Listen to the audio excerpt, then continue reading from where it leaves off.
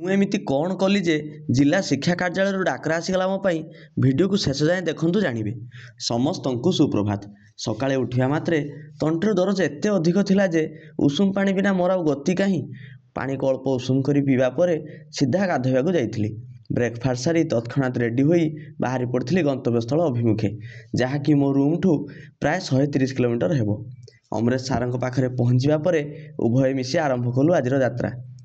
ବାଟରେ ଯାଉ ଯାଉ ରାସ୍ତା ପାଖରେ ଥିବା ଏକ ପେଟ୍ରୋଲ ପମ୍ପ ଦେଖି ଚାଲିଲୁ ତେଲ ଭରିବା ପାଇଁ। ପେଟ୍ରୋଲ ଭରୁ ଭରୁ ନଜର ପଡ଼େ ସ୍କ୍ରିନ୍ ଉପରେ। ତେଲର ଦର ମାତ୍ର 102 ଟଙ୍କା 62 ପଇସା।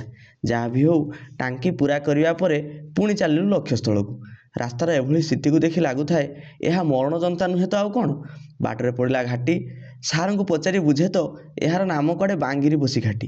ରାସ୍ତାର ସମ୍ପ୍ରସାରଣ କାମ ତ୍ୱରାନ୍ୱିତ ବେଗରେ ଚାଲିଥିବାର ଦେଖି ଲାଗିଲା ଆଉ ବର୍ଷେ ମଧ୍ୟରେ ଏହା ଡବଲ ୱେ ହୋଇଯିବ। ବାଟରେ ପଡ଼ିଲା ମା ଦ୍ୱାରଶୁଣୀଙ୍କ ପୀଠ।